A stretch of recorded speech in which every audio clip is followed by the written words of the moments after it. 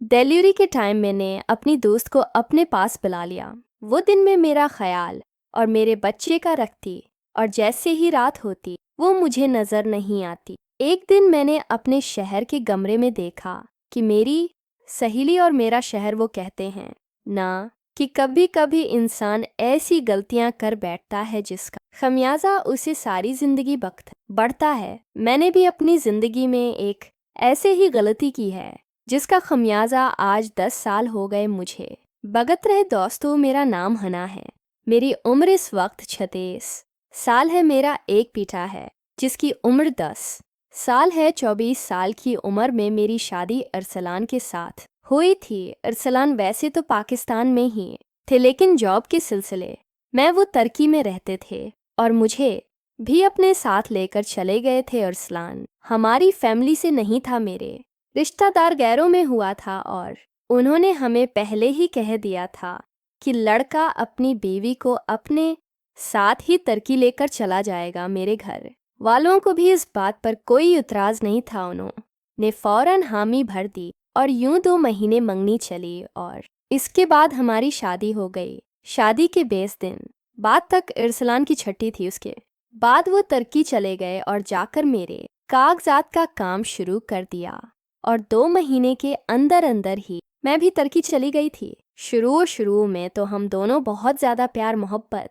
एक दूसरे से क्या करते थे, हर वक्त एक दूसरे का ख्याल रखते थे, एक दूसरे से मोहब्बत करते थे। करते करते 1 साल कब गुजरा मुझे पता ही नहीं चला। तो इसी दौरान अल्लाह ताली ने हमारी सुन ली और मैं हमला हो गई। तो मेरा शौहर और मैं भी एक दूसरे का और भी ज़्यादा ख्याल रखना शुरू हो गए। मैं अपने आप को दुनिया की सबसे खुशकिस्मत लड़की समझती थी जो मेरी इससे शादी हुई थी। अरसलान बहुत ही प्यारे और खूबरो इंसान थे, दिल के भी इंतहाई अच्छे थे। मैं जो भी ख्वाहिश करती मेरे कहने से पहले वो चीज़ मेरे कदमों में लाकर रख देते थे। मुझे बिल्कुल रानी की तरह रखा हुआ था। तो दोस्तों, जब मेरी डिलीवरी का टाइम आया तब मेरी देखभाल करने के लिए तुर्की में कोई भी मौजूद हमारा रिश्तेदार नहीं था।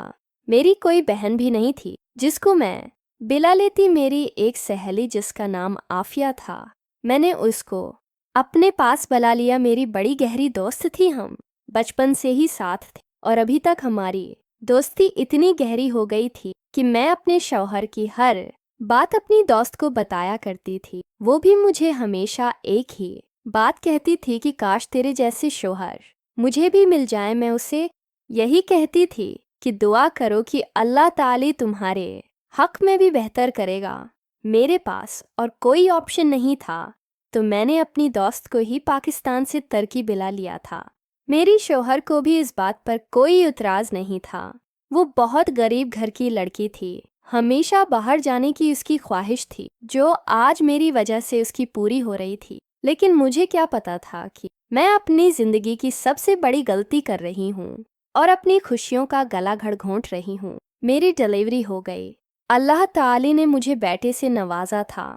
मेरी सहेली सारा दिन मेरा ख्याल रखती और मेरे बच्चे को संभालती, और रात में वो मेरे पास नहीं सोती थी।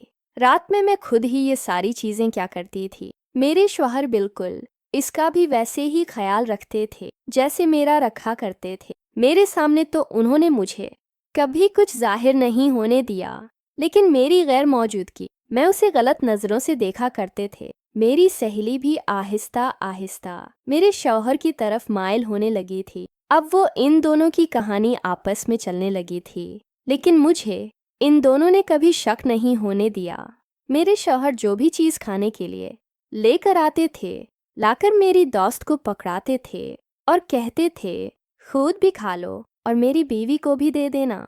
मुझे इस बात से भी बहुत ज़्यादा तकलीफ होती थी कि वो दोस्त तो वो मेरी है, लेकिन मेरे शौहर ऐसा कैसा कर सकते हैं कि मेरे से बात तक नहीं करते और सारा दिन इसी के आगे पीछे पड़ते रहते हैं। मैं एक चीज़ और महसूस कर रही थी कि मेरे शौहर की तबीयत में अलीदा ही खुशी महसूस हो रही थी, और मेरी दोस्त और दोनों मुझसे नज़रें मिलाकर बात नहीं कर पा रहे थे। मुझे दाल में कुछ काला महसूस हुआ, तो मैंने किसी से कोई इस तरह की बात नहीं की, और अपना टाइम पूरा होते ही मैंने अपनी दोस्त को पाकिस्तान भेजने का फैसला कर लिया था। इसी दौरान एक बार मेरी दोस्त किसी से फ़ोन पर बातें कर रही थी। मैंने इससे पूछा तो वो घबरा गई। फिर मैंने बात को सुनी अनसुनी कर दिया और वो जब वॉशरूम मैं चली गई तो मैंने उसका फ़ोन चेक किया तो देखा कि वो मेरी शहर का नंबर था। मेरे अंदर तो आग भड़क उठी थी, लेकिन मैं कुछ कर नहीं सकती थी। एक रात में सो रही थी कि अचानक मेरे बेटे को भूख लगी। इसको दूध पिलाने के लिए मैं उठी तो देखा कि मेरी दोस्त और मेरे शहर कहीं भी नजर नहीं आ रहे थे। मैं दूध लेने के लिए किचन की तरफ गई तो देखा कि मेरे दोस्त मेरे शहर के कमरे में मौजूद है और कमरे का दरवाज़ा भी बंद है। खिड़की खोली हुई थी। मैं उसके पास जाकर देखा तो वो दोनों नाम नासिब हालत में एक दूसरे के पास बैठे हुए थे। मैंने उनको जैसे ही रंगे हाथ पकड़ा तो मैंने अपनी दोस्त को अगले ही दिन पाकिस्तान भेज दिया था। और उसके कुछ दिन बाद मेरे शौहर काफ़ी परेशान लग रहे थे और किसी से फ़ोन पर बातें कर रहे थे। मैंने सिर्फ इतना ही सुना था कि बस कुछ दिनों की बात है, मुझे मौके मिलते ही मैं तुम्हें अपने पास बुला लूँगा। मैंने शौहर से जब ये बात पूछी कि आप किससे बातें कर रहे थे तो उल्टा उन्होंने मुझ पर ही इल्ज़ाम लगाने शुरू कर दिए और इसी बहाने मुझे तलाक दे दी और मुझे पाकिस्तान भेज दिया। मुझे तलाक हुए आज 10 साल हो चुके हैं और मेरी दोस्त आज मेरी शहर के साथ तुर्की में मौजूद है और मैं एक बेवा की ज़िंदगी गुजार रही हूँ। तो दोस्तों, मेरी आप सबसे यही गुजारिश है कि दोस्ती अपनी जगह पर ठीक है, लेकिन अपने पर्सनल मुआमलात किसी के साथ भी शेयर नहीं करने चाहिए। तो दोस्तों, उम्मीद है कि आपको आज की वीडियो अच्छी लगी होगी। अगर वीडियो पसंद आई तो हमारे चैनल को सब्सक्राइब करें। मिलते हैं अगली वीडियो में, तब तक के लिए अल्लाह हाफिज़।